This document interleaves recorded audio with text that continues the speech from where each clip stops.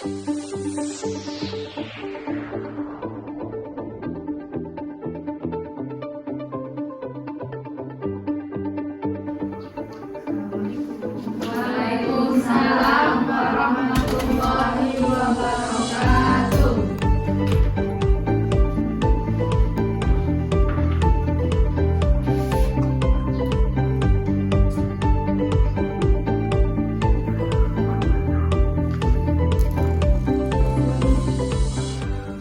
Assalamualaikum warahmatullahi wabarakatuh.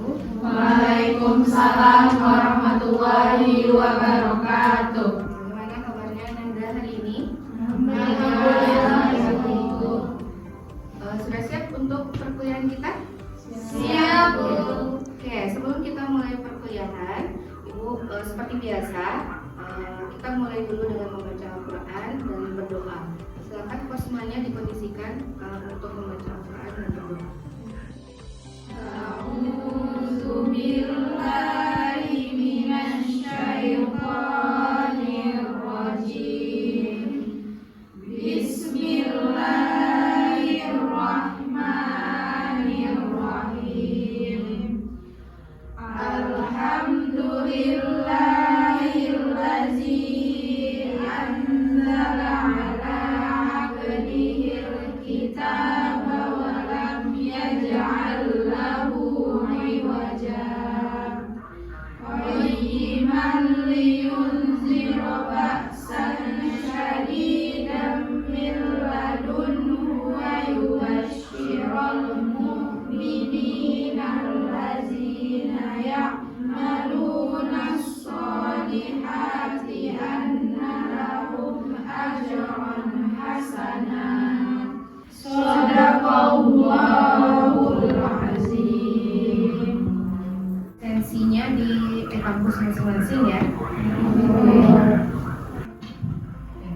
Baik Ananda, hari ini kita sudah masuk ke pertemuan 12.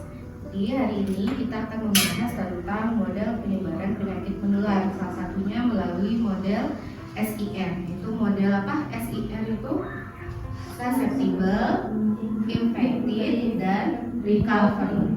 Nah, sebelumnya kan kita sudah membahas model interaksi dua spesies ya, model kerjasama dan model predator-prey atau model mangsa pemangsa. Nah, sekarang kita akan lihat pemodelan matematika dalam epidemi, dalam melihat penyebaran penyakit menular.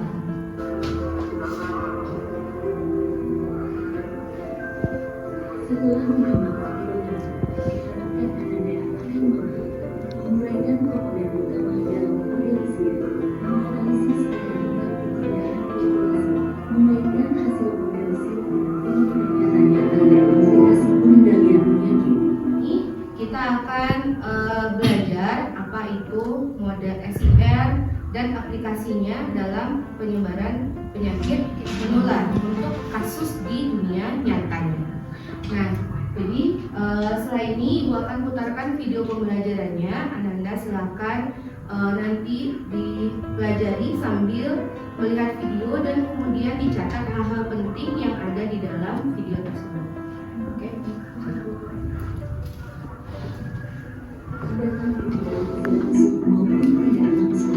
Lalu, bagaimana proses penyebarannya? Apakah dapat kita prediksi dan kendalikan?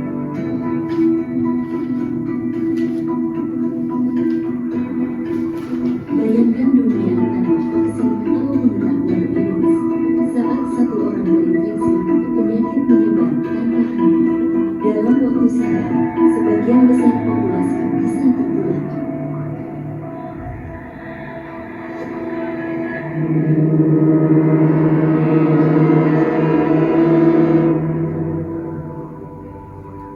Untuk memahami dan memprediksi pola penyebaran penyakit seperti ini secara lebih tepat, para ilmuwan menggunakan model matematika yang dikenal sebagai model SIR.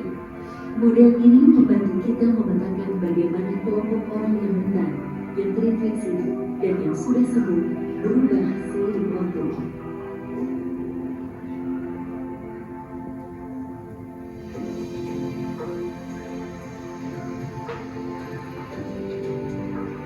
Model SIR membagi populasi menjadi 3 kelompok.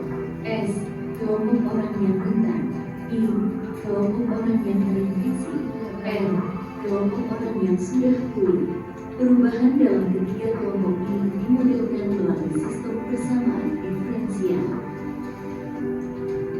Model SIR diformulasikan dalam bentuk sistem persamaan diferensial. Persamaan ini menggambarkan laju perubahan masing-masing kompartemen terhadap waktu perhatikan arus panah masuk dan keluar di setiap kompartemen. Oke, jadi ini bentuk diagram kompartemen model SIR beserta parameter yang dipakai.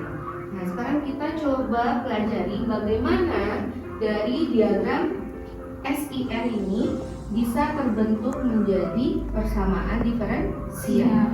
Tadi apa yang disebutkan di dalam video, kita harus memperhatikan apa? Arah panah. Kalau dia arah panahnya masuk, artinya dia apa?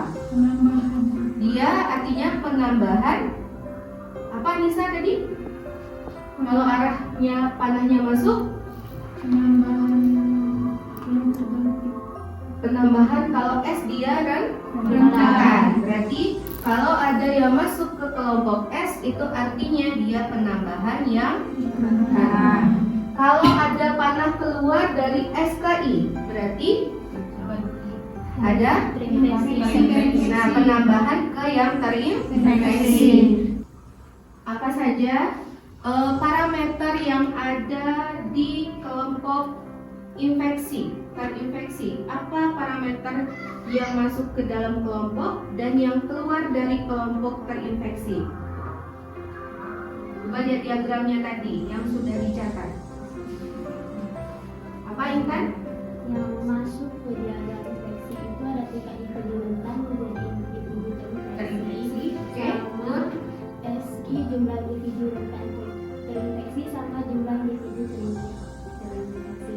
Nah, di situ yang keluar itu ada tingkat kematian alami individu ditambah dengan tingkat kematian karena terinfeksi virus sama dikali sama jumlah individu terinfeksi. Oke, betul ya. Jadi di kelompok terinfeksi tadi ada 1 panah masuk dan 2 panah keluar. Artinya di kelompok yang terinfeksi tadi parameternya adalah yang tingkat individu rentan menjadi individu terinfeksi. Dia pindah dari si kelompok rentan ke kelompok terinfeksi. Sedangkan yang mengurangi kelompok terinfeksi berarti ada 3 berarti ya. Apa saja yang 3 itu tadi?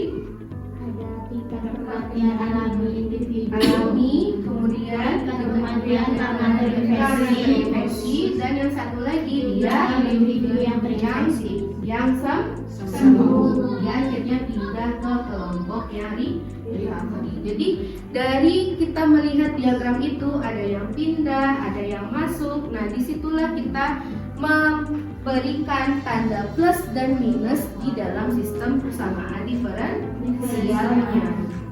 Sehingga kita dapat DS per dt adalah K kurang min 1S dikurang dengan beta SI. Ada yang masuk, kemudian ada yang keluar karena kematian alami, ada yang keluar pindah ke kelompok yang terinfeksi. Oke. Pada tahap ini dilakukan simulasi model penyebaran virus COVID-19 di Kota Ambon. Simulasi dilakukan dengan memberikan nilai parameter pada model untuk menjelaskan kondisi penyebaran penyakit yang ditampilkan dalam bentuk filter berdasarkan data yang terangkum pada tabel. Terlihat bahwa jumlah individu terinfeksi menurun secara drastis seiring meningkatnya jumlah individu terinfeksi yang sembuh. Kalau parameter kan banyak tadi itu, ada tingkat kesembuhan, tingkat kematian, kemudian laju terinfeksi. Kalau laju terinfeksinya tinggi, kira-kira bagaimana jumlah orang yang terinfeksi? Akan semakin banyak. Kalau semakin banyak orang yang terinfeksi, kira-kira apa yang akan terjadi berikutnya? Contoh kasus kita kan di COVID ini ya, apa yang Anda ingat saat COVID kemarin, saat kasus itu melonjak? Nah, tingkat kematiannya tinggi. Maka sebenarnya pemodelan ini sebagai bentuk antisipasi ya, kita memodelkan penyebaran penyakit menular melalui salah satunya model SIR ini supaya kita tahu jika tingkat laju terinfeksinya sebesar ini bagaimana pola penyebarannya. Oke, nah itu contoh kasus di COVID-19. Nah sekarang Anda silakan duduk berkelompok dan kemudian coba cari kira-kira di penyakit mana lagi yang bisa kita modelkan dengan model SIR. Jadi coba dilihat bagaimana penyebarannya menggunakan diagram kompartemennya tadi dan coba disusun persamaan diferensialnya. Nanti kita lihat bagaimana grafik simulasi penyebaran penyakitnya.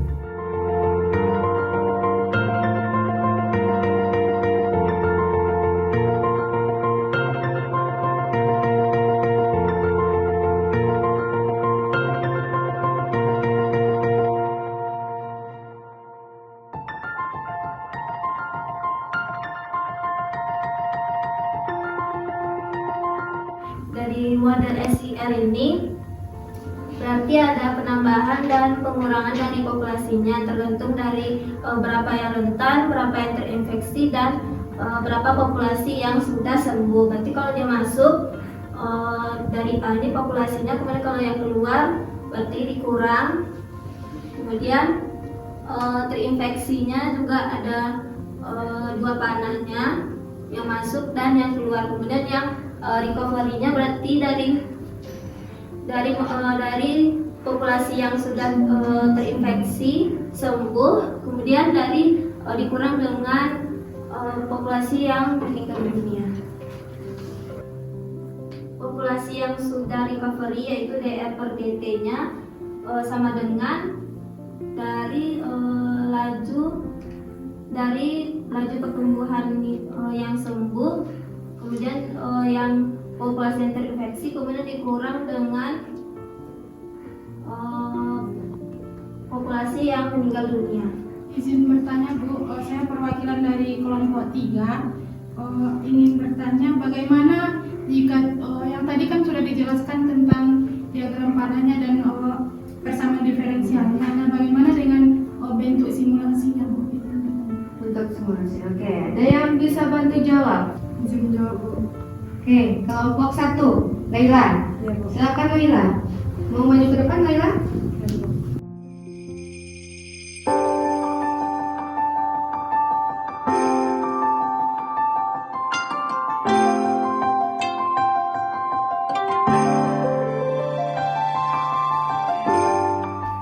Oke, baik teman-teman, dapat dilihat pada grafik yang garis biru itu adalah yang terinfeksi, kemudian untuk garis ungu itu adalah populasi yang rentan.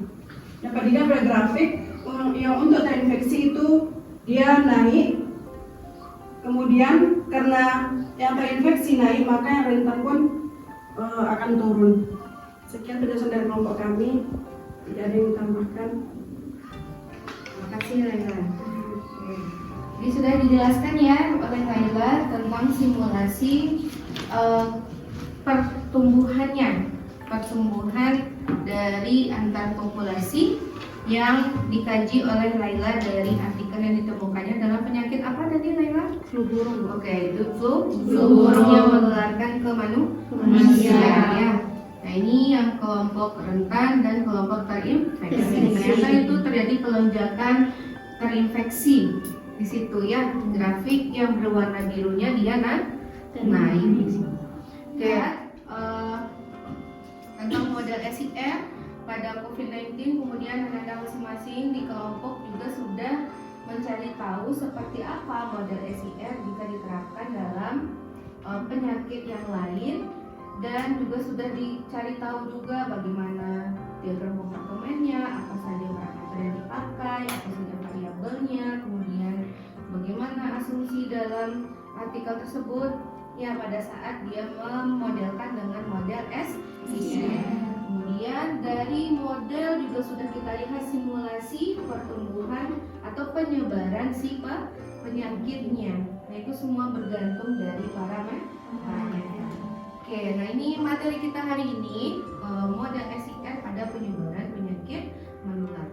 Nah, seperti yang sudah dari awal kita bahas ya pada saat kita membahas tahapan pemodelan matematika, bahwa pemodelan itu pasti tidak pernah selesai, dia pasti akan terus berkembang sesuai dengan keadaan di dunia nyata dan perkembangan pengetahuan. Nah, model SIR ini berarti bukan satu-satunya model yang bisa melakukan pemodelan untuk penyebaran penyakit menular. Nah, pasti makin banyak perkembangannya. Contoh, tadi kita sudah bahas di video bahwa model SIR dipakai untuk penyebaran penyakit COVID-19.